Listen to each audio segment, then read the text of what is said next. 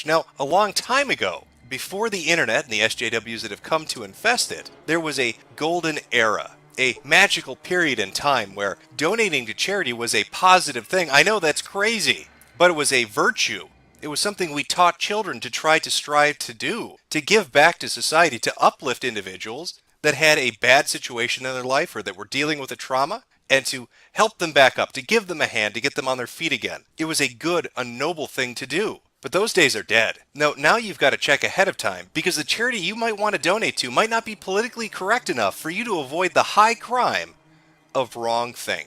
And as we all know, wrongthink is a capital offense in this day and age. Not capital as in capital punishment. They're not going to kill you. They're going to take away your capital by getting your ass fired for doing something they disagree with. And that is exactly what's happened to the CEO of Marvel. Now, he had the unmitigated gall. You know what? You're going to want to sit down for this because it's really hard to take. He actually gave $1 million, are you ready for this, to a veterans charity. Holy shit, what is he thinking? Doesn't he know that veterans use guns? They fight in wars and they kill people. That's not the kind of society I want to live in. Veterans should be forced to be homeless. They should have to crawl through the gutters on their stomach. Now, if that sounds absurd to you, congratulations, you still have a shred of your fucking sanity left. The rest of the internet, not so much. Now, the regular suspects, and by regular suspects, I mean the typical shit heap journalism websites that exist out there, put out the articles that you would imagine them to put out when this man gave $1 million of his own money on his own time to a veterans charity fundraising event Donald Trump held a few days ago. And of course, right on the heel of those articles, you get the typical response you would imagine. In fact, I'm going to share some of them with you because it's so absurd you need to really hear this to believe it. Support for Donald Trump needs to be treated as support for white supremacy because it is unacceptable. You wonder why Marvel is so bad with representation? Their CEO donated $1 million to Trump. End of story. Resign. You should not give a cent to anything Marvel until their racist, Trump-supporting CEO steps down. Summary. Marvel's CEO donated a massive amount to Donald Trump, heavily indicating racism. Stepping down is the only acceptable move. As a Mexican-American whose parents immigrated to the U.S. from Mexico, I am very hurt to see Marvel CEO donate $1 million to Trump. That donation is a huge fuck you to me and other Marvel fans who are targeted by the hate Donald Trump represents and perpetuates. The CEO of Marvel just gave Trump $1 million. Excuse me while I go burn everything I own of theirs. Anytime Marvel cheapens women or marginalized minority voices, it shores up a structure that leads from employees to Perlmutter to Trump. Welcome to the social justice era, where donating your own money on your own time to a charity event will cause people to burn the products the company you work at sells and demand that you be fired for it. Now, I've talked in the past about how social justice warriors will infiltrate different groups, how they will subvert the fan base and bring about changes nobody actually wants, only to fit their personal political agenda. They do it to video games, to movies, to music, to television shows, to comic books, to board games, anything you can think of. It is currently happening right now because that is what they do. But I want to talk about a specific tool that they implement to help this be a success. Because simply taking over a fan base is only a portion of how they bring about the changes they want to see. And the current events happening with the Marvel CEO really help to highlight their methodology. It's what I like to call replacement theory, and it works like this. Social justice warriors will find a group, a demographic, a fan base, and they will infiltrate it. They will pretend to be a part of it. And as their numbers expand, they will start to make demands for small changes. They'll say, we need a little bit more diversity. This language needs to be changed because it's a little bit sexist. Don't get angry at me. I'm not saying go overboard. Just a little change here, a little change there. Maybe somebody said something at the company they don't like, so they ask for an apology. The company thinks this is the fan base talking to them, and so they acquiesce. They make these little changes. They offer these little apologies, thinking they're appeasing the people that actually buy their products when SJWs don't actually buy the products they complain about. They simply want to institute changes based on their political agenda. Once they have a sufficient amount of people within the fan base, now it's time to really change things up. And this is where the replacement theory portion comes in. They wait for an event to happen at a higher level in the company. In this case, this would be the donation to a veterans charity fund. Now, they see this person in the position of CEO. They dislike this person because they don't adhere to the viewpoints of the SJW. So they wait for the hit piece to come from the press, which it has. Salon and the others have issued this talking about how this is clearly indicative of a sexist, racist, horrible person. How dare he support Trump? How dare he give money to a veterans charity fund? The moment they have that, they begin to bombard the person on social media, demanding that they be fired, demanding that they resign. And it is for the sole purpose of replacing them. See, you can bitch from the fan base as much as you want, and you can get small changes, and you can get those apologies. But if you really want to fuck a company up, if you really want to screw with a genre of entertainment, you need to replace the people at the top. Now, we're watching that, or an attempt at that, take place right now. They will apply this pressure and make it seem like it's coming from the fan base, because remember, they've already infiltrated. They're already a member of it. So when the company looks at this and they say, oh my god, look at all the fans out there, look at all the negative press, we need to get rid of you, because clearly the people purchasing our products are demanding it. We saw this happen with the CEO from Mozilla. He gave money, he donated funds to a California Proposition 8 campaign. Again, his own money on his own time, but it was the perfect opportunity to get rid of him. And once they get rid of these individuals, they replace them with somebody that's more sympathetic to how they think, further ruining the thing that they are infiltrating. Now, you can talk to people in tech, and you can ask them what's going on with it right now, and it's pretty clear. There's a war going on in tech right now with the exact thing that's happening in comics taking place over there. They're trying to replace the people that are at the head position of a company or a group with somebody more like-minded that they are, so they can implement the changes they want to see.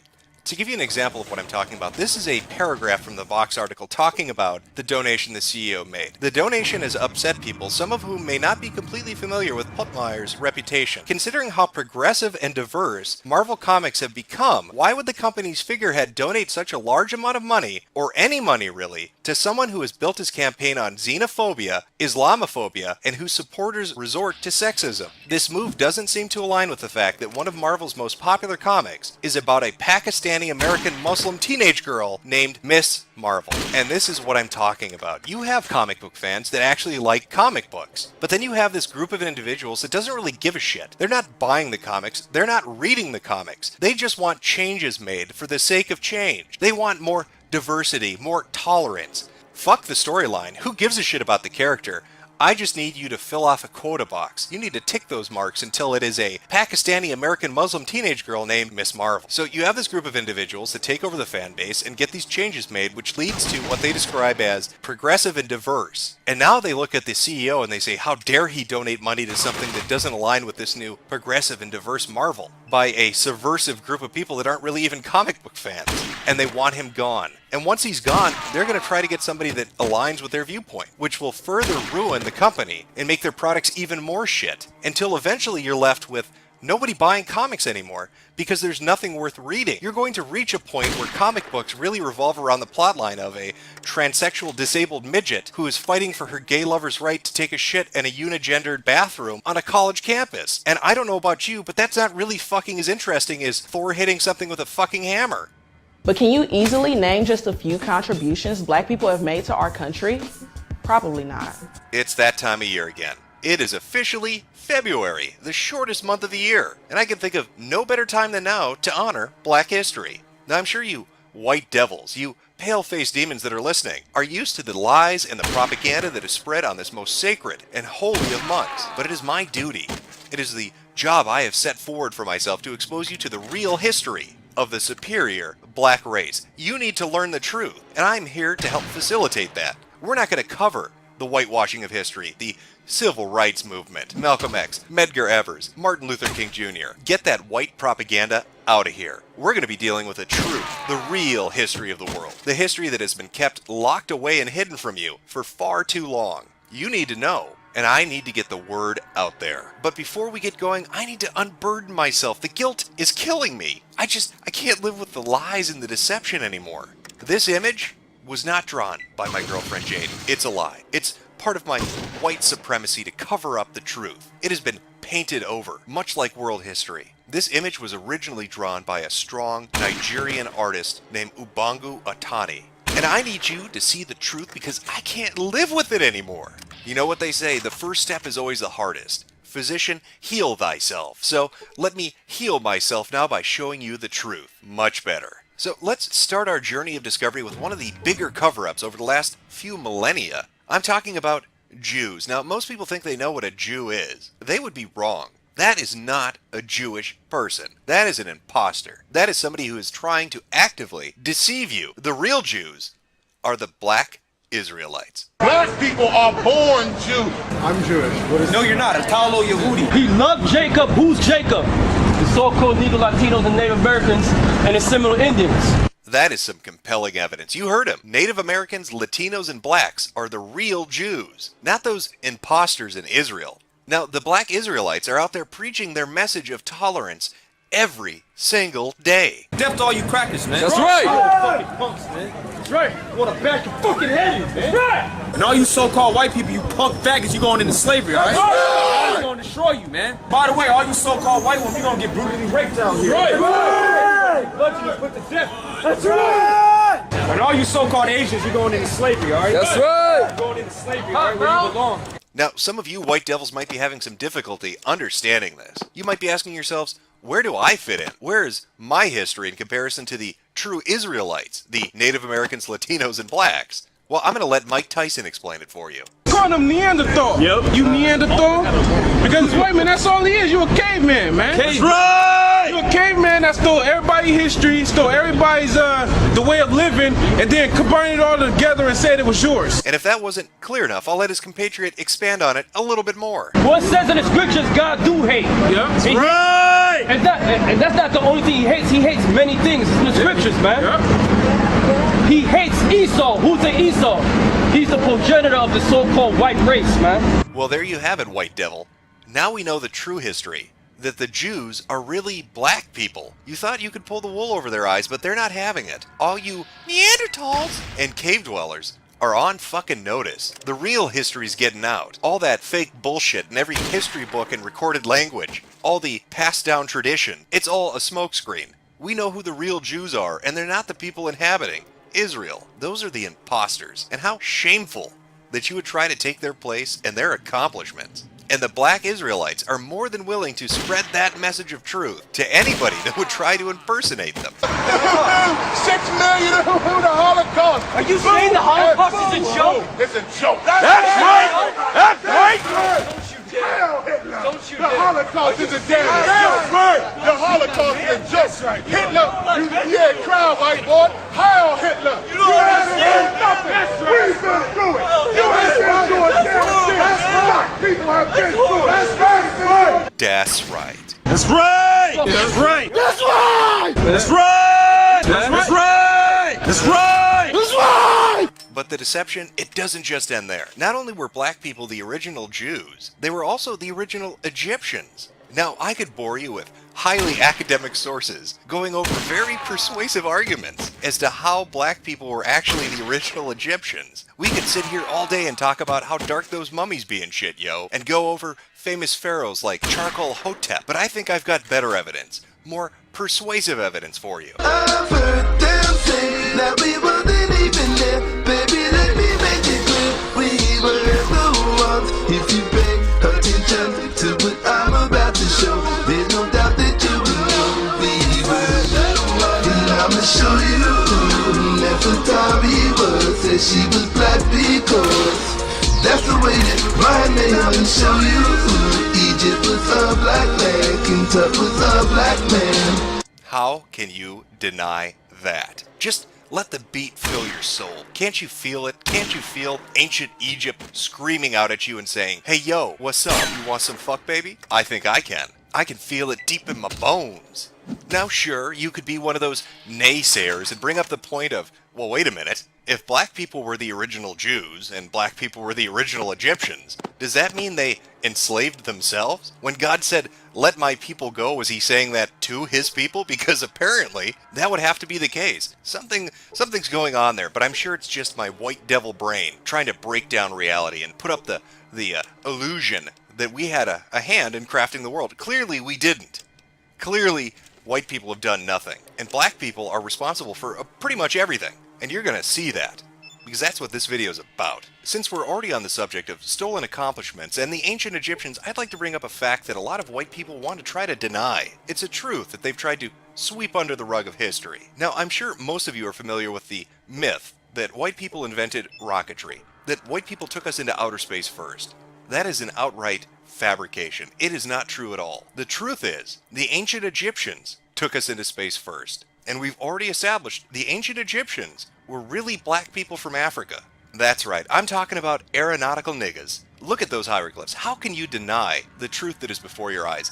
That is a UFO. A UFO designed, built, and flown from Africa. Now, you may not believe me, but there is photographic evidence. If you go to the South African Historical Society archive, you can find this picture. It is Chief Head Scientist Umbana Nawana. He is the man that developed the Egyptian rocketry system. He is the man that brought Africans into outer space before anybody else in the world ever was there. Now, it's important that you acknowledge this accomplishment, because I know a lot of people seem to think, and it's crazy, that Europeans and then Americans developed the space program. That's not true. After all, if you let that lie stand, the next thing you'll be telling me is the Aztecs weren't actually black people either. The Aztecs were original black Native Americans who lived in central Mexico. Native Indian Americans have been very jealous of the Aztecs and other blacks. Although today many Mexicans like to claim that blacks are trying to steal their history, it's the other way around. The Indian Americans are trying to steal the history of the blacks, such as the Aztecs. This has to end. White people, you need to stop trying to take credit for the accomplishments of proud black civilizations, whether it's the Jews, the Egyptians, or the Aztecs. Now, I'm not certain what exactly compels you to do this. Maybe it's an inferiority complex. Maybe you've not accomplished anything on your own, and you want to take credit from other people that have. Well, that's just sad. That is really fucking sad, white people, that you would do that, white people. Really fucking sad. Now, you may be saying to yourself, wait a minute, I've been to school, I had to read a history book. How is it that I'm not aware of these things? Well, that's because of the historical revisionism that's taken place ever since the Renaissance. Right here, you see the front. You see the Archangel Michael in the middle. Jesus Christ, right next to him is Gabriel. What color are they painted? They're painted very dark. But in many books after 1453, they're painted white. Why?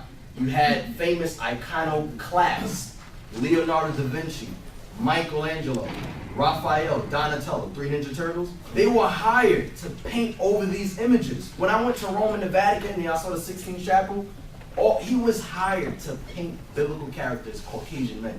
Why? So that when a lot of people begin to read the history of the Israelites and Jews, they would think that they were Caucasian. Listen to what the Greeks did. Because iconoclasm, breaking images, that's nothing new. The Greeks took the records of the Israelites and they painted over them as white men. Those goddamn Europeans, they just don't ever stop. They constantly take credit where credit's not due. Not only do white people try to take credit for what black people do, they try to impersonate them by painting over their historical portraits. Where does it end? How many historical figures were actually black? But I just want to show you something that's very interesting in this book, that the original rulers of England and Britain were black. That's King George of England. A light-skinned black man. You clearly see the Vikings as black men. Do you see that with your glasses? These are black men. Jesus is a black man. They know that in his hometown. Beethoven. Black. Mozart. Black. Henry VIII. Black. William Shakespeare. Undoubtedly black. My God, does it ever end? You heard the list of famous black men throughout history. Mozart, Beethoven, King George, Henry VIII, the Vikings. You know, the people that they try to claim are Scandinavian? Not at all. The Vikings were black men. Even William Shakespeare was a black man. Which is slightly awkward considering Amelia Bassano is the lady who wrote all of Shakespeare's plays because she was black and they would not publish her work. She died in poverty because she never received a dime for her work. Shakespeare was illiterate and could barely write his own name. I think we've got another one of those Egyptian and Jew situations. If William Shakespeare was black and they published his work, why wouldn't they publish Amelia Bassano's work because she was black?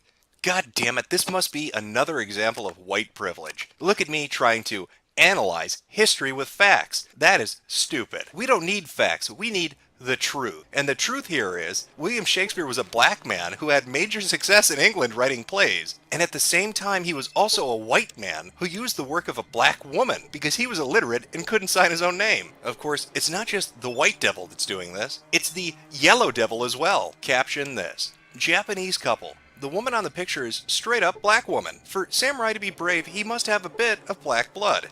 Japanese proverb: know thyself. For a samurai to be brave, he must have a bit of black blood. Ancient Japanese saying. 35,000 BC, a group of these African Chinese, later known to us as the Jomon, took this route and entered Japan. They became the first humans to inhabit the Japanese Isles. Chinese people have the Bushmen of the Kalahari Desert features. Even Buddha's involved in this. The original Buddha rocking the hairstyle we call today Bantu knots. Know your hair story. Our people even migrated to Asia. Buddha was not the fat white Asian statues you see today. I hope that you are just drinking this in, because not only have white people stolen all of black people's accomplishments and impersonated them and rewritten history books and redone paintings, all of Japanese and Chinese history is a lie, because Japanese and Chinese people are actually black as well. Everybody is black. South American and Central Americans, they're black. Europeans, black too. Asians, black as well. There is not a single place on Earth that has not covered up the fact that black people are responsible for every single human achievement that has ever happened in human history.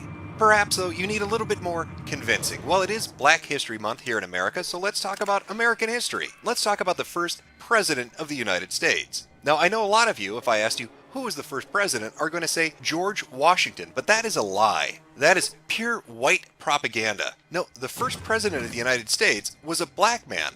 A Moor. George Washington was not the first president of the United States. He was the 9th. The real first president of the United States was John Hanson, who understood the importance of war and was concerned. He served as president from 1781 to 1782 AD. In fact, he sent 800 pounds of sterling silver by his brother Samuel Hanson to George Washington to provide for the troops with shoes. They tried so hard to cover the true Moorish identity of John Hanson because of his great accomplishments as a leader. Since Euro-Americans have their roots in England, it must be very hard to accept the fact that the true father and founder of their country was in fact a black man. You can pick your jaw up from the floor there, white people. I just dropped a truth bomb on your ass. I've napalmed you with reality. Now I know it must be difficult to accept this new reality, this great truth that's been hidden from you. I'm sure for the longest time you thought the first president of the United States was actually George Washington. You are fucking retarded. It was in fact a black man, and they've been covering that up for far too long. We need to get the word out. Now I'm sure you white supremacist naysayers out there are going to bring up things like, well, wait a minute. The oldest surviving heliographic engraving is from 1825, and the earliest photo we have is actually from 1826. So how could you possibly have a photograph of the first president of the United States when he served from 1781 to 1782? Hell, in your desperate struggle to hold on to your white lies, you might even bring up the fact that John Hanson died in 1783, making it physically impossible to have his photograph taken when photography actually did become realistically feasible. Well, that's just more racist bullshit. I'm sure you're going to vote for Trump. Those facts, quote unquote, aren't really true. They're up on Wikipedia. We might as well rename it Whitepedia because that's what it's full of. White bullshit. You see, photography was invented well before the 1800s. Back in 5200 BCE, that's before Common Era, which should really be retitled BWL, Before White Lies. A tribesman by the name of Untangu Kakano invented photography. In the oldest known surviving photograph in world history, this is Untango getting a self-portrait done. Look at the genius before you. That is the father of modern photography, and it perfectly explains how they would have got a picture of the first black president, John Hanson. Now, if you've made it this far, and your eyes have been opened, I have one final piece of truth for you. It's the big one. We've talked about how every group on Earth is really black people, and every accomplishment that's ever been conceived has been done by black people. But what about the white people?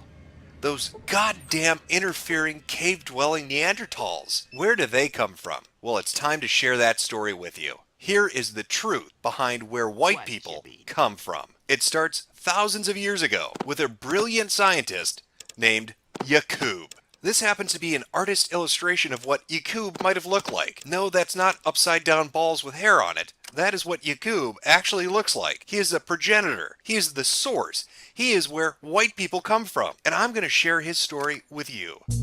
It took 600 years to breed Yaqub's albinoid tribe, and every imagination of their heart and all of their actions were wicked continuously. The evilness of the albinoids not only affected themselves, but also affected the other peoples of the world. Yaqub's albinoids returned to the city where they were exiled from. Once back in the city, it took only 6 months for Yaqub's Albinoids to cause chaos and war amongst the Ebenoid people. The king of the Ebenoid people realized that it was Yaqub's Albinoids who were causing all the trouble, and the king made a decree to drive Yaqub's evil Albinoids from amongst them. The king rounded up all of Yaqub's Albinoids and stripped them of their clothing, and put an apron on them to hide their nakedness, and sent his army with them across the desert to cross the burning sands into the place which is modern-day Europe. That's right. White people are a science experiment gone wrong. They wreaked havoc across the world until they were finally exiled to Europe and held prisoner in caves. But the Neanderthals couldn't just leave well enough alone. They finally broke out. But when they broke out, boy howdy, was it a dark time in the world. Free from the caves, Yaqub's Albinoids went on a rampage throughout the earth, conquering and subjecting the Ebenoid people, pitting one against the other using the idea of divide and conquer. And so, Yaqub's Albinoids ruled the earth for 6,000 years, spreading their devilishment, evil, pain, suffering, and oppression to the Ebenoid people of the earth as designed by the big head scientist Yaqub. And this is the oppression the world has been living under for far too long. But don't fret, because salvation is just around the corner. After the 6,000-year rule of Yaqub's people, the Ebenoid people would give birth to one whose wisdom, knowledge and power would be infinite. Yeah! One whom the world would recognize as being the greatest and mightiest since the creation of the universe, and that Yaqub's old warring wicked world would be removed and destroyed, and the Ebenoid nation would be restored into power to rule forever and to establish a world of peace and righteousness. Rejoice. Our Savior is among us, and while we wait for that final victory, that final salvation, take comfort in knowing that you wasn't just kings, you was everybody. Okay! Some people, they just never learn. I've said time and time again that under absolutely no circumstances should you ever apologize to an SJW. It will not work out in your favor. And we've seen countless real-world examples of this play themselves out now over the last few years to help highlight that very point. It does not matter how genuine the apology is. It does not matter how actually remorseful you may be. They will continue to be offended. But like a shark smelling blood in the water, once they see that little bit of weakness, once they see you subjugate and sublimate yourself, they're going to go in for the kill. They are going to latch on with their fucking teeth. And they're going to yank and rip until they pull a limb off, because that is the nature of the beast. Snowflakes can never be satisfied, and trying to do so is folly. You will only open yourself up for even more trouble than you may have been in before. And what do you know? The perfect example of this just recently happened. It happened in the last few days, and I wanted to show it to you. I wanted to share it with the people watching so they can get a really good idea of why you should never try to appease these sorts of people. Now, a few days ago, a video was uploaded, and I'll have a link to it in the description if you want to go check it out. It's a fairly short video, about 3.5 minutes long, entitled "One of the Many Faces of Racism in America." And the video centers around a protest that's going on, and it gets interrupted by an individual who comes in and he says very hurtful, mean things. He says the no, naughty, racist words that nobody wants to hear in America anymore. Now, the video itself is fairly benign. There's not a lot to it. He comes in, he says some things, and then he leaves. There's no violence, there's no physical fighting, no pushing and shoving. It's pretty clear cut. He says some stuff they don't like, and that's the end of it. That really is what the video is. But the internet, being what it was, once it saw the video, decided we're going to find out who he is, what his name is, where he lives, where he works, and you can imagine what they did with that information. That's right, they tracked down the company he works for. Now, the apology I'm talking about isn't from the man himself. As far as I know, he hasn't apologized. It's from the company that he works for. Today, we were disgusted to learn that one of MMC's former employees used racial slurs. This chimp right here. And made racially charged comments during a peaceful protest in Mars, Pennsylvania, outside of work hours and at a location with which we have no affiliation. We are sorry that this incident occurred. Whether at work or not, we do not condone hate speech. Fucking nigger right here with a fucking mop on his head. Ever. Inclusion and diversity are among MMC's core values. We believe in equality for everyone, regardless of race, age, gender identity, ethnicity, religion, or sexual orientation. MMC has terminated his employee and will never do business with him again in the future. Well, huzzah! The offended people of the internet should be happy. I mean, after all, they found out who this man was, they found out where he worked, and they alerted the company. And within hours, and I do mean within hours, the company not only fired him, but put up this public statement saying he does not reflect our core value. So that should be the end of the story, right? I mean, everybody should be satisfied. They got exactly what they wanted. This company has done exactly what the people who were upset by that video could have wanted. Of course not. This is where the snowflake mentality really kicks into high gear, because you're going to see in the reaction to this post exactly what I'm talking about when I say you should never apologize to these people. Now, the company didn't do anything wrong. The company didn't go out and make these statements. The company didn't offend people on the internet. This is just a guy that works for them. So let's see what the reaction they got was. I'm sure it's completely fucking reasonable. Lori Miller writes, although I am glad that this man was dismissed and was stunned by the content of the video, I have to question, with the boldness and ignorance so readily spewed upon innocent protesters, was there really no previous indicators of racism? And if there were, would coworkers be please be fearless and come forth and reveal some practices of management that turned a deaf ear? This is 2016, and the content I heard is indicative of violence of a previous era. Come on, it is the current year. Clearly, there has to be more to this story. I mean, obviously, this man said something off of work hours and at a location not associated with work, but for some reason, the workplace must know more than they're letting on. Let's see if Lori Miller can dig to the bottom of that. Let's see what our little detective can find. She continues, I would like to know exactly what MMC land management policy entailed as far as diversity, considering this debacle that has occurred. If this individual can repeatedly make ape-like sounds towards protesters, it makes me think that perhaps he never had an opportunity to work alongside an individual of color or a disability. You hear that, MMC? You obviously don't have a diverse enough workforce to have allowed such a racist to exist. And the only cure for this is to implement a quota. We need more black people in MMC land management. And apparently we need more disabled people too. Because according to Lori Miller, people of color and the disabled are pretty much the same.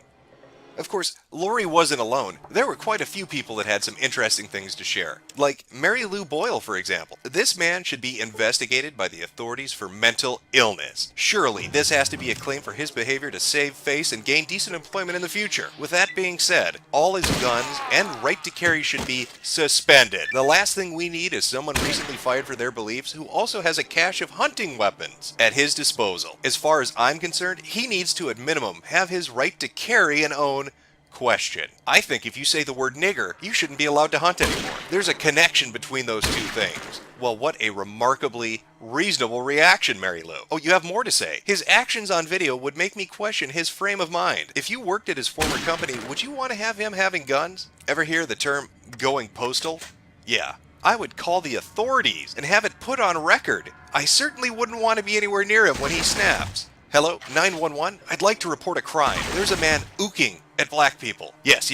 If you could send at least 5 squad cars, I think he might have weapons. Yes, I'm certain he is ooking in the first degree. Please, for the love of God, get SWAT down here. She finishes up with, actually, when someone reports him for suspicious behavior, it is mandatory they do a well check. And if I were the issuing authority for that right to carry license and saw that video, I would have explaining to do if I didn't do my due diligence and investigate. So let's sum up what Mary Lou is saying here. A man goes to a protest outside of work hours, not on the clock, not with the company. Just a guy going to a protest. Walks up to a few people, says the word nigger, and ooks. Now, in her world, ooking at somebody must mean that you are about to plan out a methodical attack. You are going to go postal and fucking murder everybody. And so she doesn't just want to have his rights revoked to own or carry a weapon. She wants the authorities involved. Because it's not good enough that he just got fired. We need to take his weapons too. Maybe Mary Lou would advocate, taking back his assault home.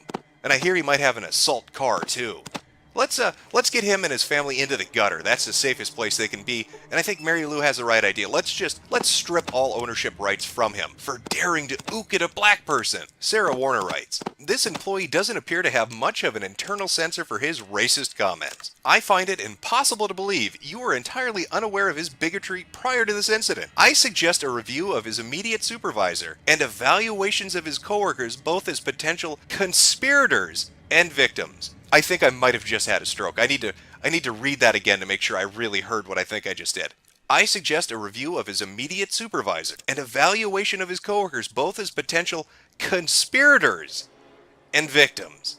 Tell me, have you ever been affiliated with the Communist Party? Do you have any communist sympathizers working at your company? We found a communist saying communist things. We think your company's hiding something. How many conspirators are there? I think Sarah Warner might be an ex-Scientologist. This sounds a lot like something they would say. Are you an SP? Are you a filthy, suppressive person? Who are you working with? What are your crimes? Of course, she goes on to explain her completely reasonable stance. Lynette, if the company is serious about not employing racists, then they may have to terminate more than just this employee. After all, This guy's not a quiet racist. He's obnoxious, and I'd report him if he were my coworker. Ask yourself, what kind of person would let his work behavior slide? Well, this is a reasonable response. We just need to fire more employees and hold an investigation to see who he was working with when he went to make a statement on his own outside of work.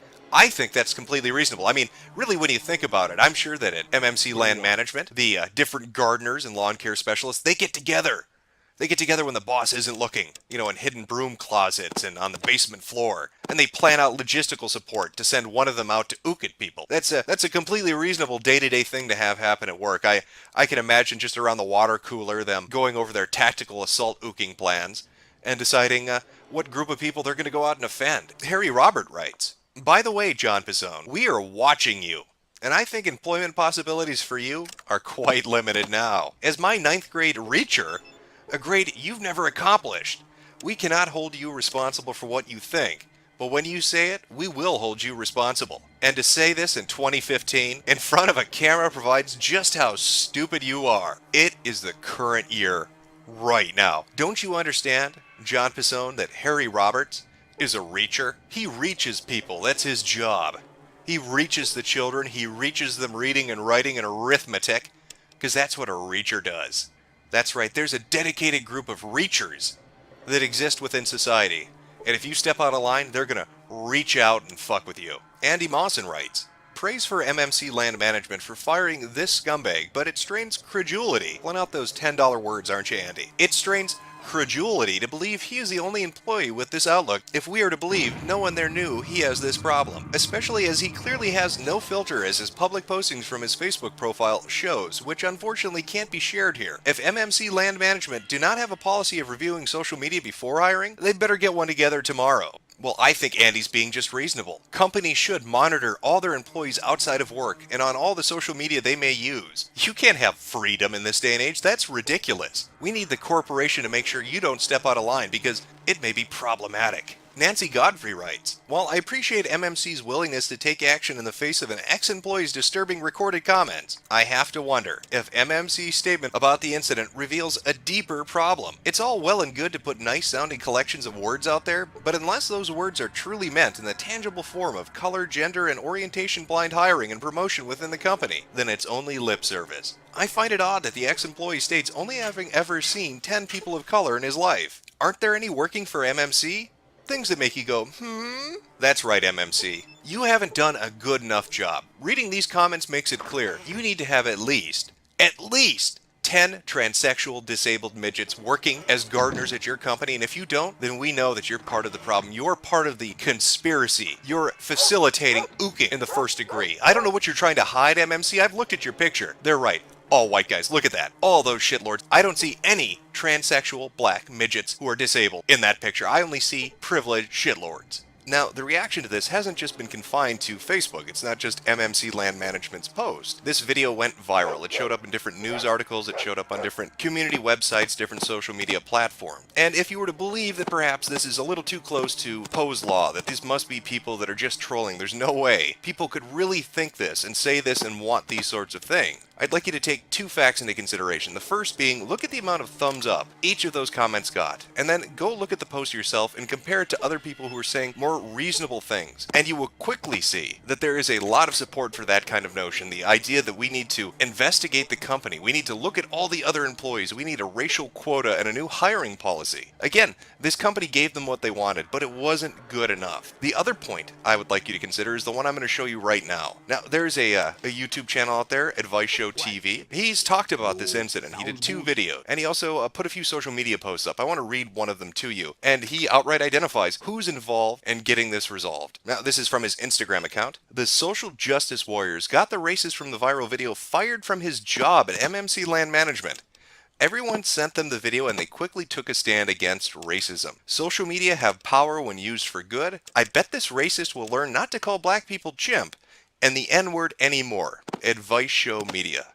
Now, here's an individual who has a large subscriber base who's been following this and done videos on it, and he's outright stating SJWs are the people responsible for getting this guy fired. Now, maybe you're thinking, oh, well, he's a reasonable individual. Maybe he's just upset. Maybe he thinks that this person should be fired because he said something racist and that affects the company, and that's really all there is to it. I'd like you to listen to his stance, and this is from his second video on the subject. Just take a listen to what he says. And any people who like to think like that man, make sure you think before you start calling people names, and even online, because when you do it online and a person really want to get at you, they can find you. It's really not that hard to subpoena your IP addresses and stuff like that to find out who you are. You think you're hiding behind profiles, because I have a website and I'm telling you, every person that go to your website, an IP address is logged. It will track you and they'll find you so quick.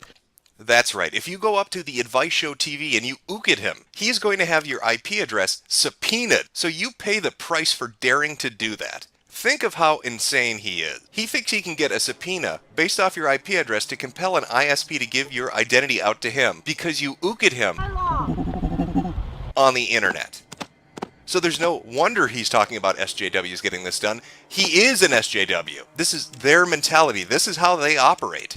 The people in the comments that you're seeing, the people that are commenting on his videos, if you go read through the comment section, you will quickly see a common theme amongst them. They are never, ever satisfied. They aren't happy that he's been fired. That's not good enough. They want to take away his gun and his property and his rights. They're going to keep an eye on him because he's never going to work again. That is how vindictive they are. And even beyond that, and more to the point of the video itself, MMC Land Management responds immediately. Within a few hours, they fire him and say he does not represent our company, and they are in the comment section right after that saying, not good enough. You obviously must have racists employed. You don't have enough black people. You don't have enough handicapped people. You need to get hiring quotas in place. You need to have sensitivity training. We need to interview people. We need to get the authorities involved because obviously your company has a problem with it. You can never make amends with these people. Nothing will satisfy them. It doesn't matter how genuine you are about it. It will be thrown back in your face. It is a waste of time, an utter waste of time, and it will hurt your bottom line trying to appease people like this.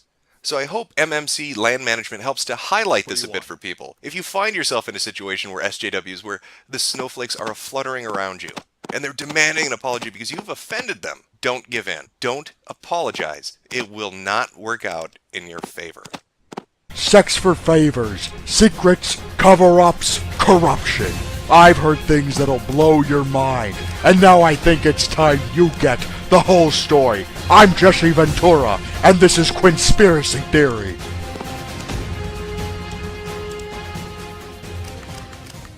The video I was originally going to upload tonight is gone. I've scrapped it, it's deleted. I've decided to do something different because of this. What you're looking at is a copyright claim against a YouTube user by the name of Mundane Matt on a video called Hell Hath No Fury Like a Lover Scorned. That copyright claim was filed by Zoe Quinn, the person who is the subject of the video itself. Now in the copyright claim, she had stated that he'd used a still image of her game Depression Quest, which she's a creator of, and that she had ownership over that, and that's why the video needed to be pulled down, because it was infringing on her intellectual property. But the truth is, it had nothing to do with that. The image Matt used in his video, and it was just one image. I want to show you his typical format. This is a typical video that Mundane Matt will put up. You have a still image in the background, you have a transparent barrier on the left-hand side with a title, and he talks over it. And that is exactly what Hell Hath No Fury was. It had a still image in the background, a transparent barrier, title, and he talked over it. Now the image he used was a publicly available image. This game is out on Steam. You can see these images. They've been used in news articles, they've been posted on websites, they're publicly available through the company on Steam itself. So her copyright claim had nothing to do with him using her intellectual property. What it had to do with was suppressing information from getting out. And that's something that's been going on now for the last 3 days since this began.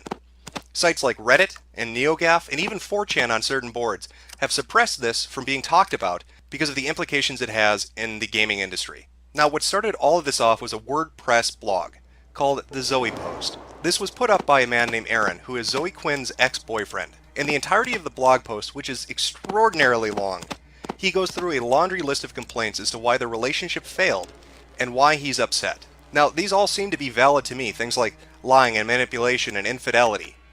However, at face value, it's nothing more than that. Why would that be interesting?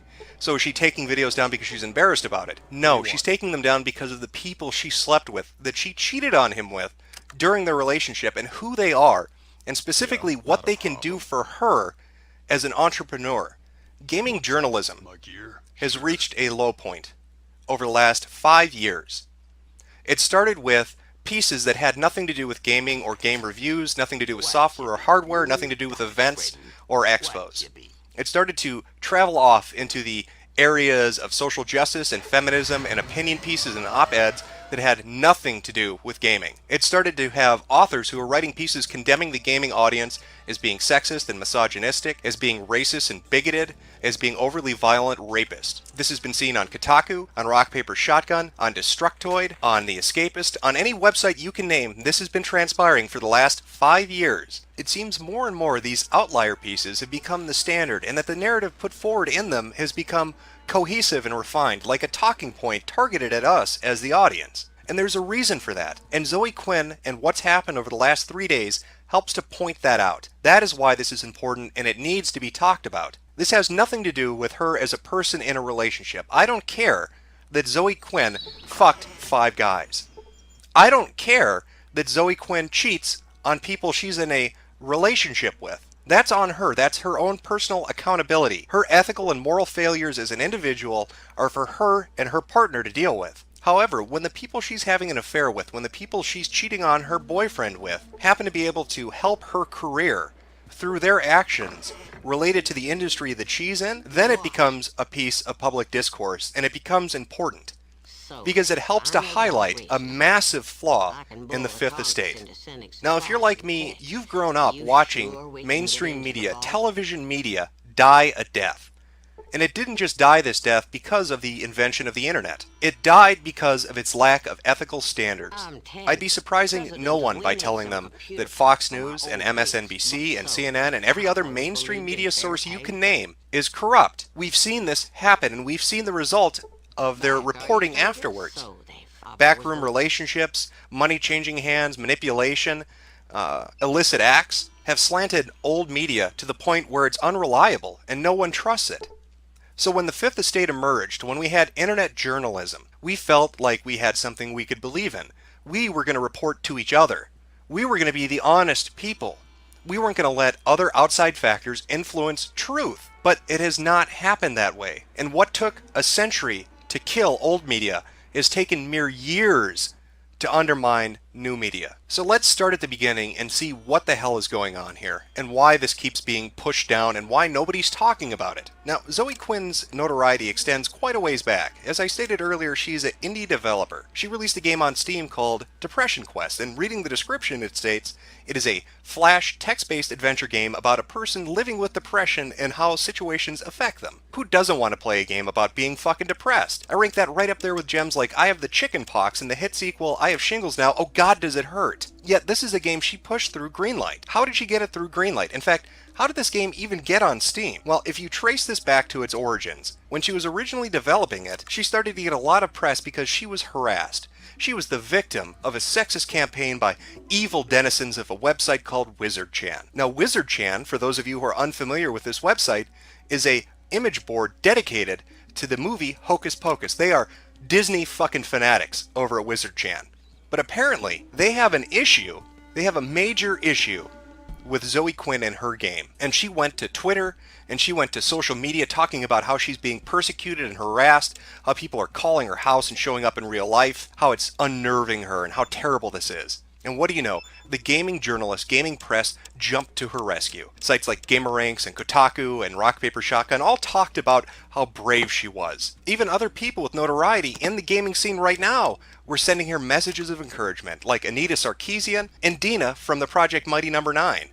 Another person who, might I add, fucked her way into a position at a company. Now that sounds all fucking well and good, except it's completely untrue. And I can prove to you that it's untrue with the link in the description. Go check that out. It's an Imgur album, and it is a chronological explanation of why Zoe Quinn is full of shit and why this website WizardChan didn't target her.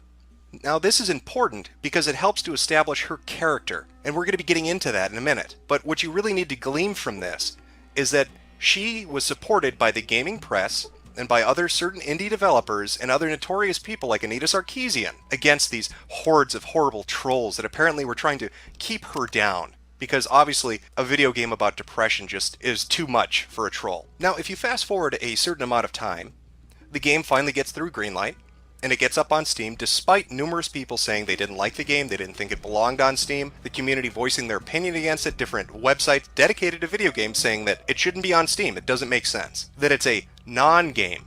A similar argument that's been raised for other indie-developed titles that were supported by the gaming press, like Gone Home and others. Yet, she got it through, and the game got up on Steam. And that is where our WordPress blog, the Zoe Post, comes into play. Because now we get to see it from the perspective of somebody who knows her personally, namely Erin, and their relationship.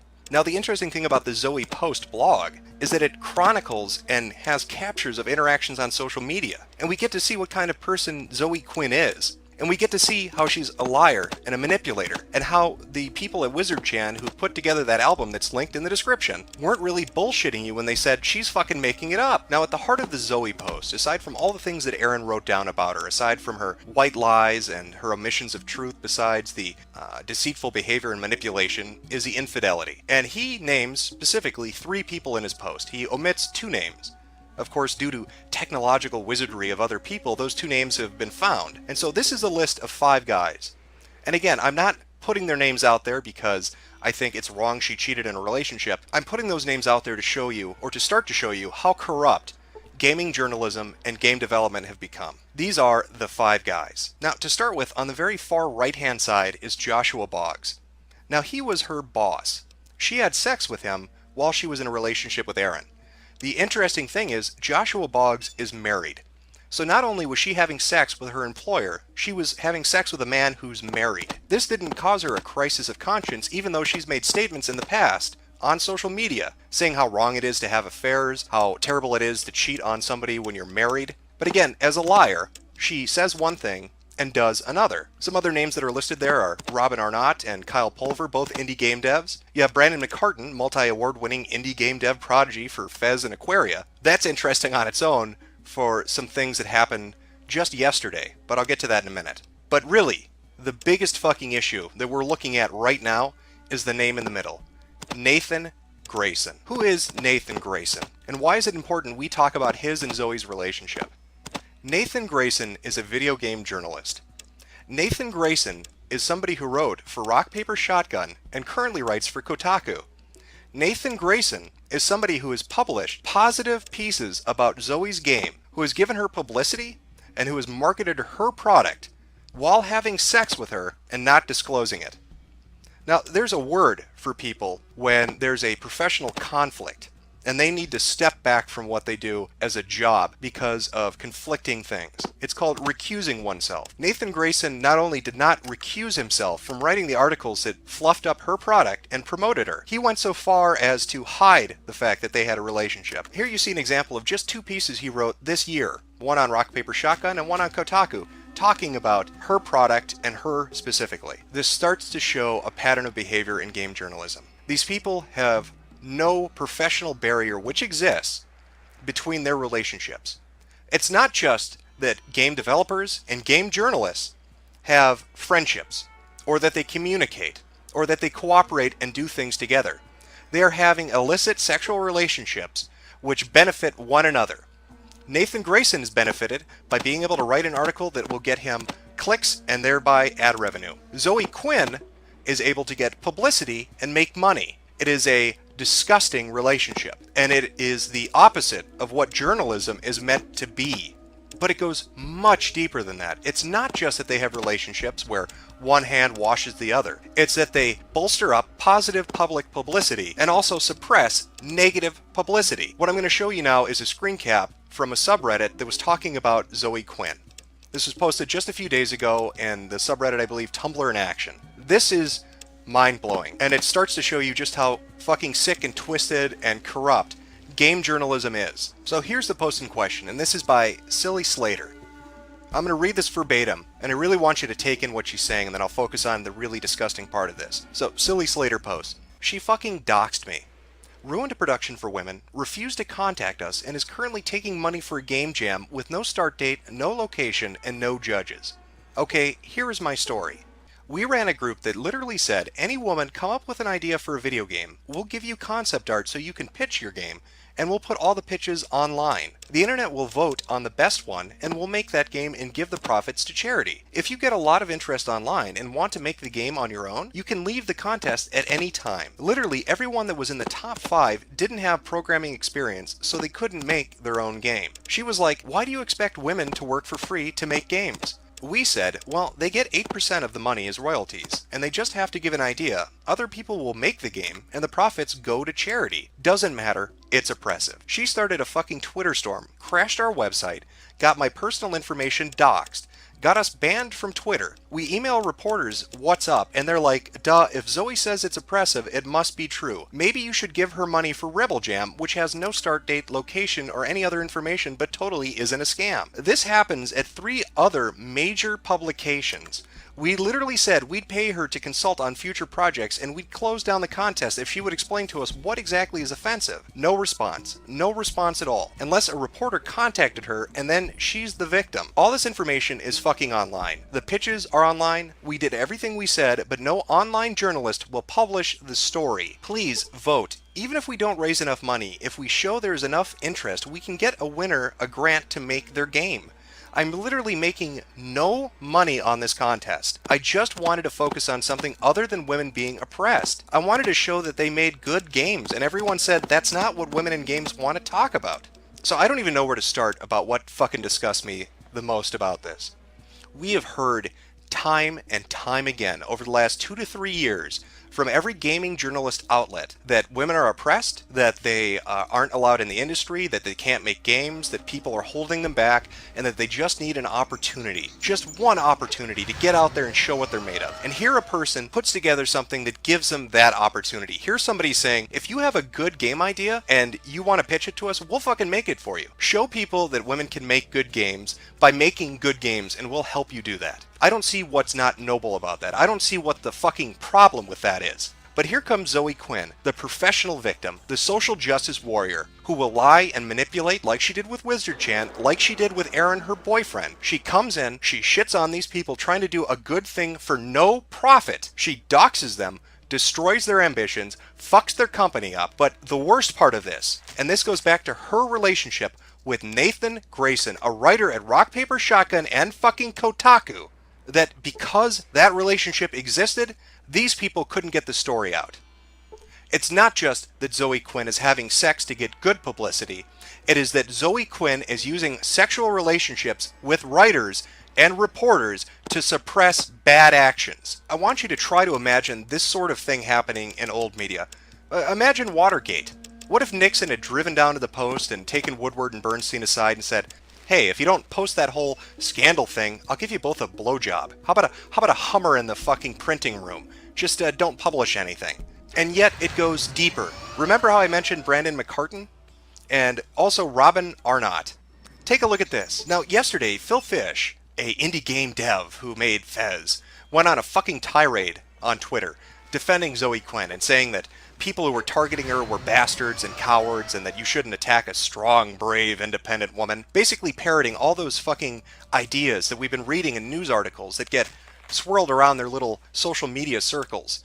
And he's saying this to all these people who are raising questions about journalistic integrity. But yet he's making that argument. And why is that interesting? Well, she fucked Brandon McCartan, and apparently he has a connection to Fez. And better yet, somebody comes forward and says that they were sexually harassed at a wedding. Sexually harassed at a wedding by Zoe Quinn. And Phil Fish goes on a tirade against him, basically making him back down. Saying, don't you fucking dare bring that up publicly. If you do, we're going to come after you. And the guy backs down. And oh, look at that. Look who favorited what Phil had to say. Robin Arnott. So just so we're really clear on this, a woman who has repeatedly made social justice and feminist statements about strong, independent women, about equality, who says things like men, specifically gamers and trolls, are terrible and they're sexist and misogynistic, is somebody who uses sex to get favors, and on top of that, is willing to sexually harass people and then cover it up using industry friends with larger fan bases.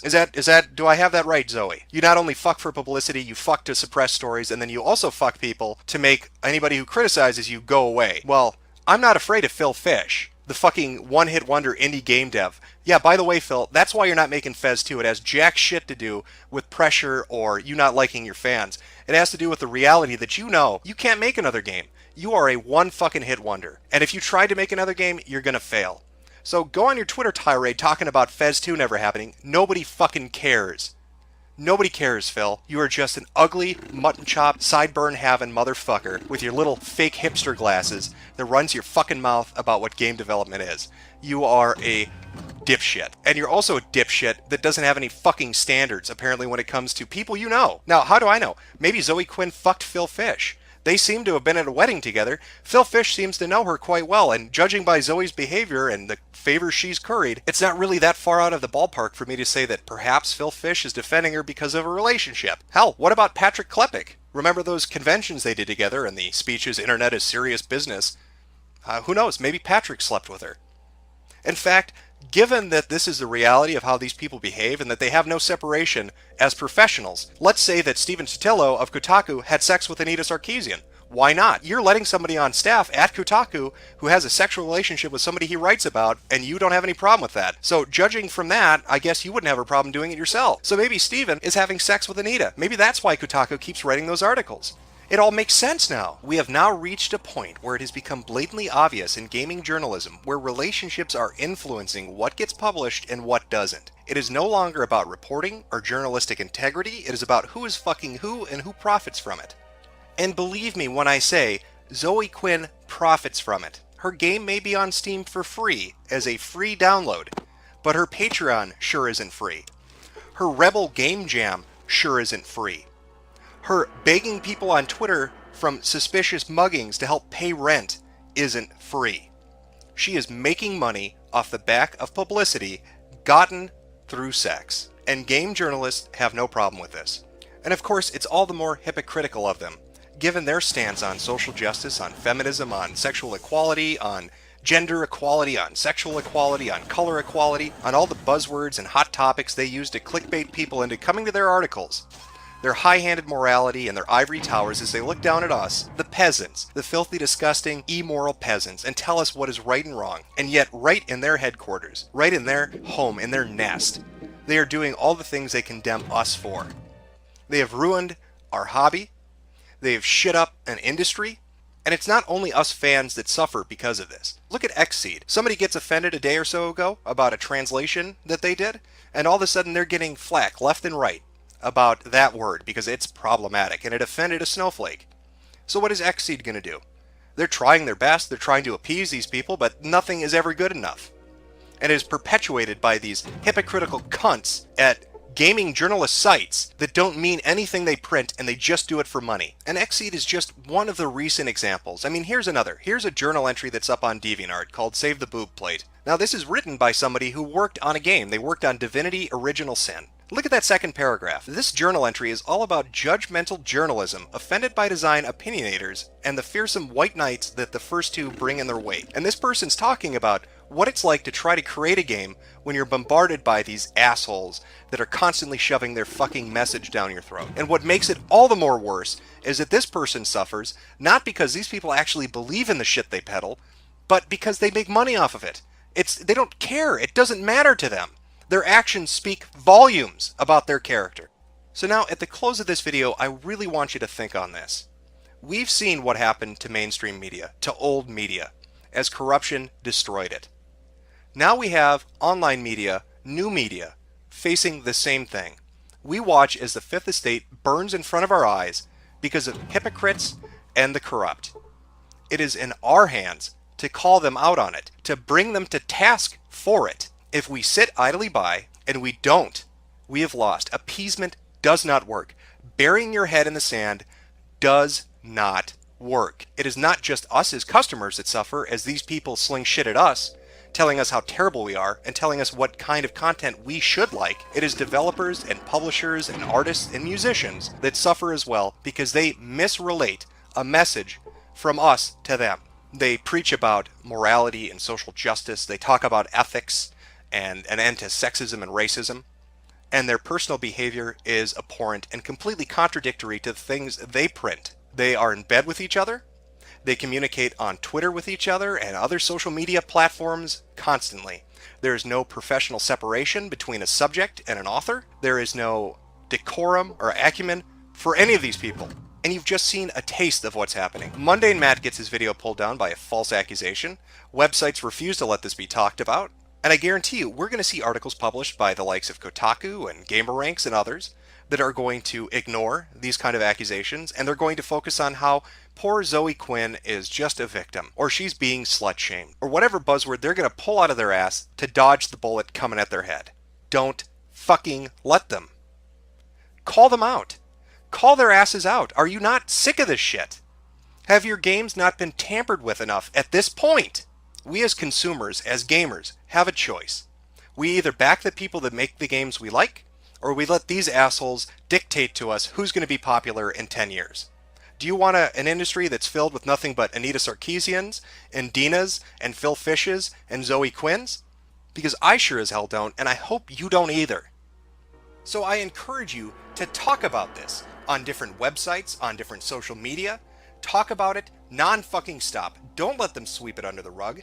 Don't let them avoid the fucking issue. Call them to the fucking mat on it. We have a spotlight on this corruption and on their fucking hypocrisy. Make them answer for it for once. Make them be held accountable. We, the fucking fans, the gamers, over the decades, have raised our hobby up into a billion-dollar worldwide industry. Not these assholes. They make money off our interest, not the fucking other way around. We hold the power here. They don't. And it is fucking time that gamers sent game journalists a very clear goddamn message. And that fucking message should be, I'm gonna pull the whole thing down. I'm gonna bring the whole fucking diseased, corrupt temple down on your head. It's gotta be biblical. Sex for favors, secrets, cover-ups, corruption. I've heard things that'll blow your mind, and now I think it's time you get the whole story. I'm Jesse Ventura, and this is Quinspiracy Theory.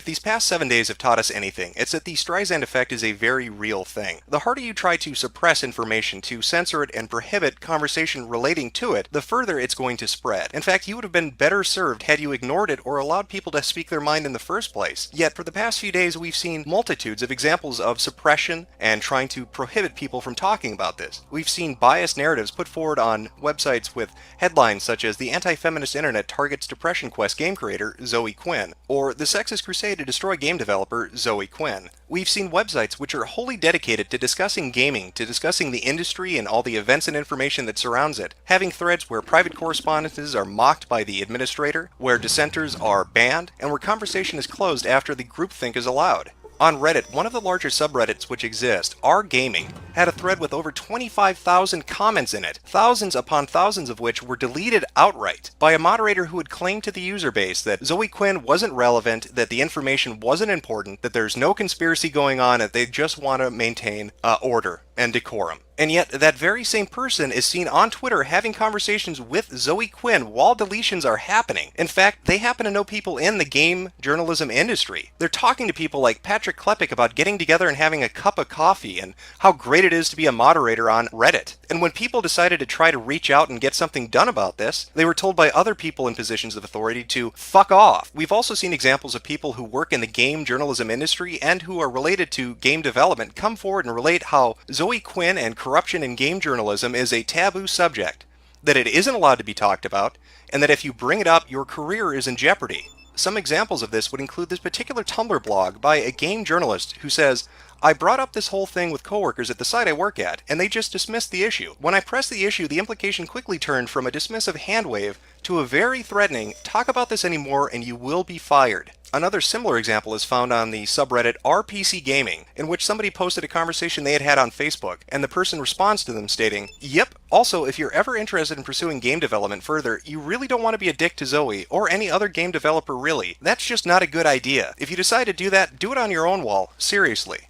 And yet, despite these efforts to put forward a united front, to tell those that are interested in trying to look into this that there's nothing to see here, that it's a non-issue, there's no conspiracy, there's no corruption in game journalism or the development scene, the internet isn't buying any of it. In fact, it's created a bizarre, strange sort of alliance between websites which hate each other, whose user bases mock and deride each other on a daily basis, which have never agreed on anything except this one thing. When you see websites like Tumblr and Reddit, 4chan and GameFAQs, and even Funny Junk all saying with one voice, we're not going to fuck off, we're not going to be mocked and told to go away, we are going to talk about this, there is something going on. Despite their differences, despite the hatred those user bases have for one another, then that should tell you something about how bad game journalism and game development in the indie scene is.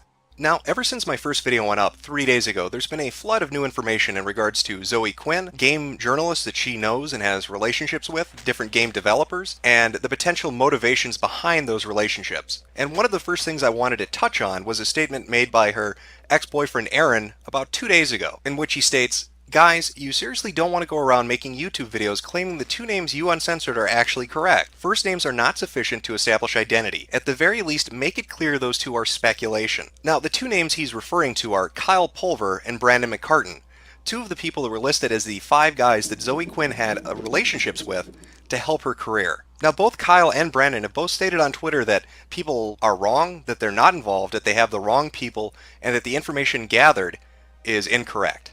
And while Aaron's statement doesn't come out and outright say you have the wrong person, I'm going to lean on the side of what Kyle and Brandon are saying. I think that at this point, if it had been them, there wouldn't be any reason for Aaron not to just simply state, yes, it is them. And I do think the information that's out there that states that these are the two people, that the names have been uncovered and decensored and have been linked in various ways, are incorrect. And so what that means in relation to Zoe Quinn is there are still 5 guys, it's just that 3 of them are known, not 5. Now, outside of statements that Aaron's made in the last few days in regards to his relationship with Zoe Quinn and his thoughts on her relationships with different game journalists and people in the indie development scene, we finally got a response from Kotaku in regards to the allegations that Nathan Grayson, a writer at Kotaku, had a relationship with Zoe Quinn, a game developer. Now, Stephen Totilo first went to Twitter and then on to Kotaku itself to address this. Now, this is important for a few reasons, but I think the most important one is the fact that this is a third party who, through their conversation with Nathan Grayson himself, can establish that the ex-boyfriend's account of him and Zoe having a relationship is in fact true. Stephen states that Nathan did admit that both he and Zoe did have a relationship. So it takes an element of pure speculation out of the ex-boyfriend's account. If it was completely made up, if it was completely fabricated, Nathan Grayson would have no reason to go on record and state that this did happen. Now, Stephen in his release statement says on Kotaku, on March 31st, Nathan published his only Kotaku article he's written involving Zoe Quinn. He quoted blog posts written by Zoe and others. Shortly after that, in early April, Nathan and Zoe began a romantic relationship. I have no reason to believe any further action needs to be taken. Well, I'm so incredibly grateful, Stephen, that you think no other action needs to be taken. That these timetables seem to be so uninteresting to you. That the fact that Nathan Grayson hadn't told you beforehand that he's romantically involved with somebody he's written about, and that may cause a conflict of interest later on. That you had to confront him after this information came out. And that you think there's nothing else to really be looked at, and that Nathan really doesn't need to be persecuted by you or others or us as the gaming public. Now, this entire thing started off with a sex scandal. That's what began this all. You know, Zoe Quinn and the 5 guys. Zoe Quinn has alleged relationships with different people in the industry, and these people may or may not have helped her career out. And you and others have remained quite silent about that. Well, excuse me if that comes off as incredibly disingenuous. Excuse me if that comes off as seeming like you're covering your ass and you don't want to have to really look into things. Now, I want to start off by establishing the bias that Kotaku and Rock Paper Shotgun have when it comes to sex scandals. Now, many of you are probably familiar with somebody by the name of Max Temkin, the creator of Cards Against Humanity. Recently, a woman had posted on Facebook that Max Temkin raped her in college. Now, Max later went on to make a statement saying that he had not raped anyone, but that he understood she might have misinterpreted their relationship and is now seeing things that weren't there, or that maybe he acted in a way that made her uncomfortable, but he had not raped her. Now, Kotaku and Rock Paper Shotgun both ran articles about this. I'm going to show you some. Now, Patricia Hernandez had written one where she essentially said that Max Temkin shouldn't go and establish his innocence, that he should use rape allegations against him as a way to talk about rape victims. That makes sense. Somebody accuses you of rape, but you shouldn't deny it because that might hurt rape victims. Instead, you should stay silent on that and talk about how bad rape is. How insane is that? Even stranger still is John Walker's position on this. Now, in the original article that was released on July 15th on Rock Paper Shotgun, written by Robert Florence, these lines struck me as being interesting. Max Temkin, co-creator of the game, has been accused of rape. Temkin has addressed the accusation and asserted his innocence. The article then goes on to say, so it's weird not to talk about it, right? Why is no one talking about it? Follow on. Now, it's suspicious that they had no problem talking about this. And then John Walker, when the Zoe Quinn allegations start popping up, posts this. For the avoidance of doubt, anyone who posts on RPS anything about the private lives of anyone will be instantly banned. I am so horrified by the treatment of Zoe Quinn and the despicable hypocrisy of these foul bigots who pretend to care about ethics. Well, fuck you, John Walker. You want to talk about ethics? Let's talk about ethics. Zoe Quinn and Aaron had a relationship. Zoe Quinn, like Max Temkin, is a game developer. Max Temkin was accused of rape and denied the allegations. Both your website, Rock Paper Shotgun, and Kotaku decided to run articles about Max Temkin, but you both have remained silent about Zoe Quinn. I find that interesting because in the records that are provided by the ex-boyfriend, Zoe Quinn admits to raping him. This is a screenshot from the blog post, the Zoe post. Look at article number 4. I'm going to read this to you. I've highlighted the really important bit, but I'm going to read the entirety. Views on the ethics of infidelity, which she maintained is inherently wrong even if the person who was cheated on never finds out, because aside from willfully endangering their partner by the way of increased STD risk, if the unfaithful party then has sex with their partner, they are doing so under false pretenses, and therefore without their partner's consent. That is, sex with a partner who doesn't know you've cheated on them is sex without consent. Now follow that up with this. This is a conversation between Aaron and Zoe. Aaron, you lied so much, Zoe, and you made me feel so terrible about even entertaining the idea. You demanded that I don't trust logic and demanded that I blindly trust you, and you worried about me cheating on you, like I was the one at fault somehow. Zoe. No, I was worried because I didn't want to fucking lose you again. It wasn't about fault and it wasn't about you. I wanted to start over and I guess I never thought I'd ever cheat on anyone. And then you made me feel like legitimately anyone could. Like if I could, anyone could. Aaron. And your spiel about consent? Zoe. I still agree with that, and I fucked up. I hate myself for it. Aaron. And so you had sex with me without my consent. Zoe. I'm going to barf. So John Walker and Stephen Totillo will greenlight articles talking about Max Temkin denying rape allegations that are made against him because they think it's so interesting and so important when a developer of a video game is accused of rape. Yet when they are presented with evidence that Zoe Quinn willfully admits that she had sex without consent, that she raped someone, they don't think that's worth talking about. They don't think it's an ethical double standard? You don't think there's a journalistic question of fucking integrity? I want to remind you that Stephen Totillo has a fucking master's in journalism. Stephen, of anybody involved in this, what in the fuck? This goes to prove that there is an agenda-driven purpose behind editorial pieces that are put up on these websites. They have no problem doing this to a man, but they will not do it to a woman. A man is accused of rape and the man denies the allegation, they run the story. A woman admits to rape and they refuse to run the story. And you're telling me there aren't ethical questions involved. Now this isn't the first time, Stephen, is it, that this has happened on Kotaku? I want to play a clip for you. A clip that is available on Ben Kuchera's SoundCloud account. This is a clip from David Jaffe, the creator of God of War and Twisted Metal.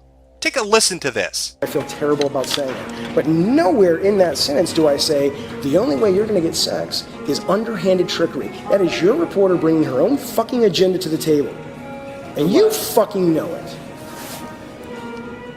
This is her analysis, and she's going a little further than what you said. Perhaps. And you know what? That's okay if you're writing about sort of benign shit, but when you're basically accusing someone of something really fucking awful... The last is that a girl or woman couldn't actually win a co-op match on her own. Again, not literally what you said. This is how she's interpreting what you said. And there are... She's not the only person to have come up with these things, David. And she's putting this in context. Crude vulgarity that puts men in positions of manipulating women for sexual gain is misogyny. Dude, okay, first of all, it's not misogyny. Misogyny is distrust or hatred of women. That is misogyny. That's what I'm saying. You don't get to just fucking make up your definition and where? Show me that. So manipulating women for sexual gain, you don't think might possibly be related to hatred of women? You don't think What the fuck are you people? Are you a fucking therapist? Yes, any action that you do, you could travel it down a certain psychosis or psychological path to get to some conclusion. Absolutely. But to say that as a statement of fact and to bold it and to say this is misogyny, you out of your fucking mind, dude. That's Bush League and you fucking know it. And it's her second fucking week or her second day and you don't want to fucking call her out because you feel like it's a fucking bad hire. That's the truth. She's not a bad hire. She's an excellent hire. Well, and not every story is going to make people happy. And some stories... Dude, you know what? Give me a break. If you said Twisted Metal is shit, it's not relevant, it doesn't play well, that won't make me happy, but it's your opinion. You have a right. To not only call someone something awful like a misogynist or to imply that they're a misogynist very clearly, but to get the definition of misogyny wrong, and then on top of it to basically get your facts wrong, where in there did I say the only way to get sex from a woman is to be underhanded and manipulate her? Where did I say that? Never. She's talking about the tone of the interview and what you're saying in the act of promoting a game. Where do you want this to go, David? I don't want to go anywhere. I want to go. I'm respecting you because you keep reading shit. I'm happy to be done.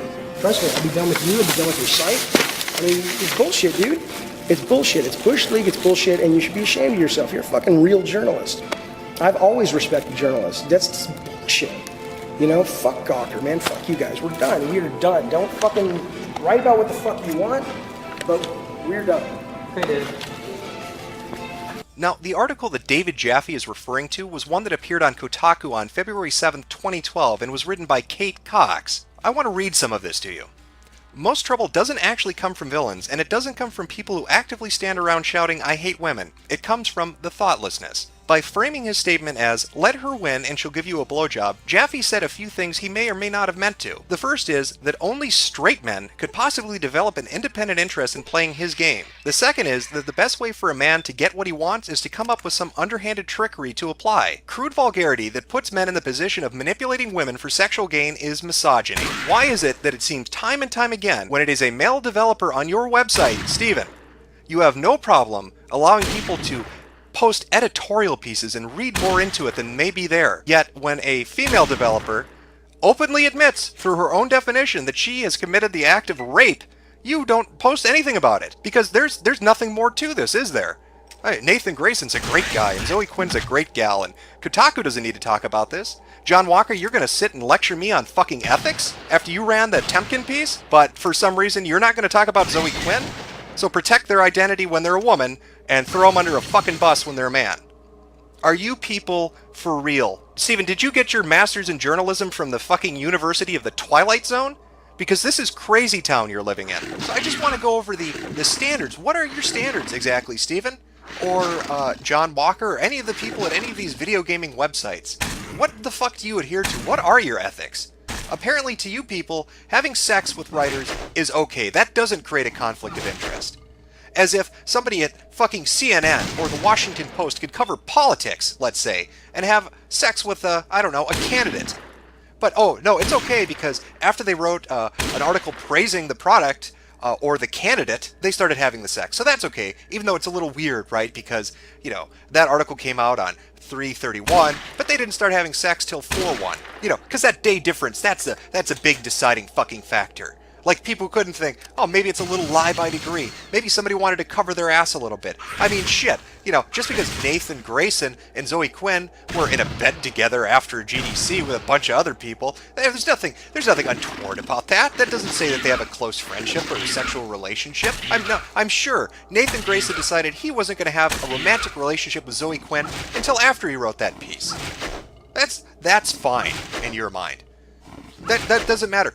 To all you people, you think friendships and sexual relationships, that's not a big deal. We're fucking game journalists. We don't have to have standards. Nobody fucking cares. Nobody looks at us like we have a real fucking career. Nice master's degree, right? Like, who gives a shit?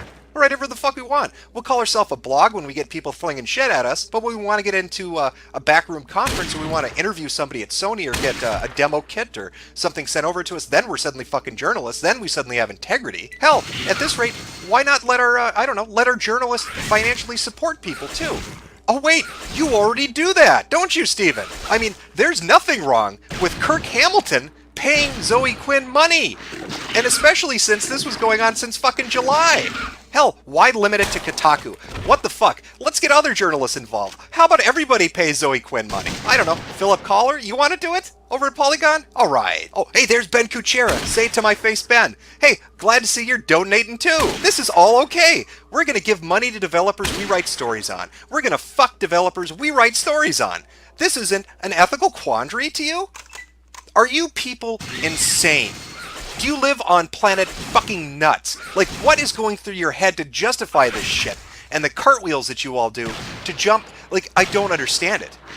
I don't believe that somebody can be this intellectually fucking dishonest. It is apparent in your articles that there is an agenda-driven bias.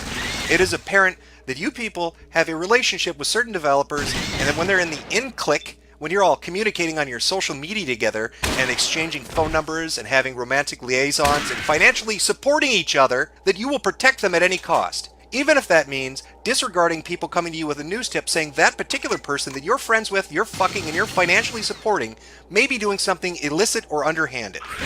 Right? I mean, that is the argument I seem to be getting from your fucking camp. And all these other websites that are saying this is a non-issue. NeoGAF, it's a non-issue to you? None of this is all okay, NeoGAF. This is all okay. Financial, sexual, doesn't matter. Doesn't matter. Game journalists are a fucking joke, right? Who cares? Let it be corrupt. What do we care? It's just video games. Aren't you upset about Ferguson? Why aren't you paying attention to Ferguson? That seems to be the big dodge right now. Anything to not look behind the fucking curtain, huh? At this point, it's fairly certain that none of you really care about keeping your house in order. I mean, is there anybody out there that might care about that? Well, I mean, maybe this guy. Maybe Maddie Lessem would care. I mean, he was one of the focal pieces of that article that Nathan Grayson did write about on March 31st of 2014, the indie game reality TV show that went to hell. You know, the one that sourced Zoe Quinn and Robin Arnott? Two people who, by the way, had a relationship as well. But not like that matters. I mean, sure, Robin Arnott was on the chair of the Indie Arcade Selection Committee, from what I understand. And Zoe Quinn does proudly display that she is the winner of that on her Steam page, on her product page, but I'm sure nothing's going on there. It's not like these people have pre-existing relationships. I mean, what exactly did happen to Maddie? Oh, that's right. He got fired. His career got fucked over. You know, all those articles talking about him, all the buzz about how he fucking sunk that show, and how he was accused of all these terrible things, so he got fired for that. I mean, we have all these articles. There was one on Indie Stock, how the most expensive game jam in history crashed and burned in a single day, from Jared Rosen. Again, March 31st, 2014.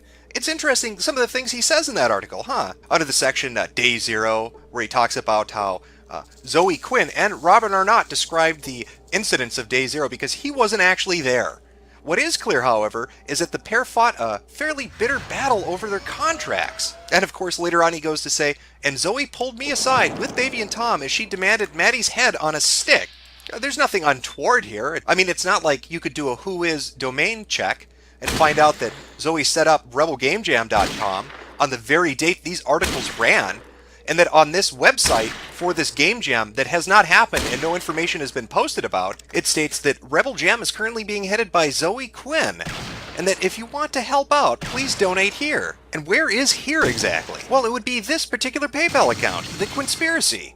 And whose PayPal account is that? I mean, is that the game jam? I mean, it's headed by Zoe, but obviously this must be a group endeavor, so whose PayPal is that?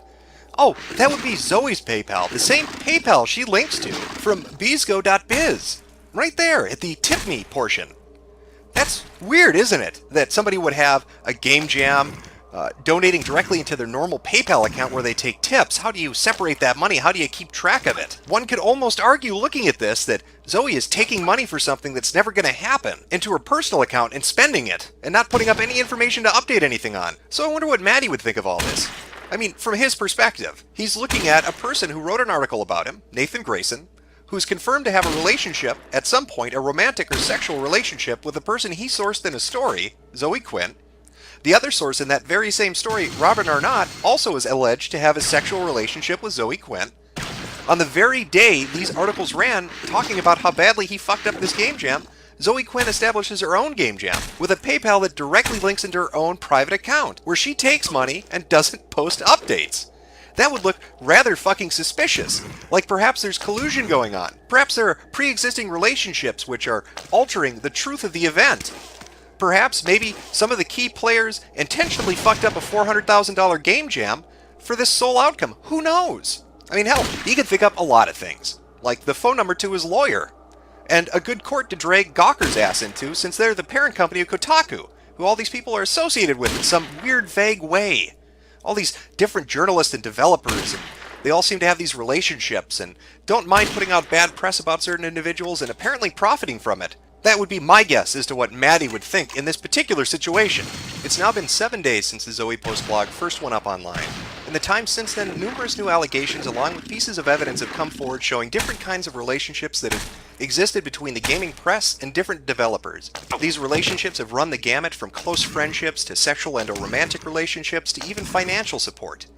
There have been allegations that have been mounting that there's favoritism shown and that there's bias in the coverage. And yet, throughout it all, the gaming press refuses to address any of it, instead insisting to call the people that are interested in finding out the truth misogynistic or sexist or nutcases and idiots. If you want to demean those people that are looking at you right now with a critical lens, go right on ahead. But you are not going to be able to keep ignoring the mounting evidence that there is something seriously corrupt in your particular industry. If you want to wear the moniker of journalist, you'd better start fucking acting like a journalist. It's well and high and mighty to say that you have ethics and standards, but if you don't put those into practice and actually walk the fucking talk, they mean zero. And with every single blog post that you write saying you won't negotiate with terrorists as if labeling us like that is somehow going to make us go away, you just prove that you don't know what you're up against. So let me remind you. I've gotten reckoning. It and the borrowed time you've all been living on. Pure evil. I'm necessary evil.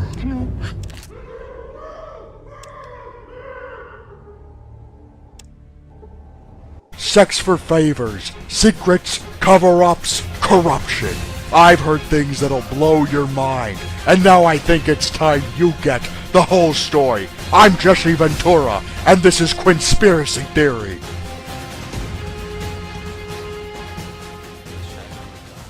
It has now been 2 weeks since the Zoe Post blog first went up online, and in the span of 14 days, a lot of things have happened. One of the most striking of which would be the pushback on the part of gamers. It is a pushback against a corrupt gaming press, and believe me when I say they are corrupt, that is exactly what they are. When this first started coming to light, they originally tried silence. They simply sought to ignore it, and hoped that it went away. But it didn't. When that failed, they moved on to censorship. Censorship which we can show, which evidence exists of, and yet that did not work. It just spread it even further, thanks to the Streisand effect. When censorship failed, they moved on to what they're doing now, which is mockery and attacking. And it will fail just like the past two attempts did. What they are not taking into account is people have had enough. And a prime example of that is the fact that we're even still talking about this.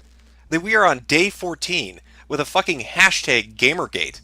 That we are on day 14 with people in the movie industry, the television industry, the fucking music industry commenting on this. We are on day 14 where websites have some of the largest threads in their fucking history dedicated to this very thing. It is not going away, it is not diminishing, and it is not dying.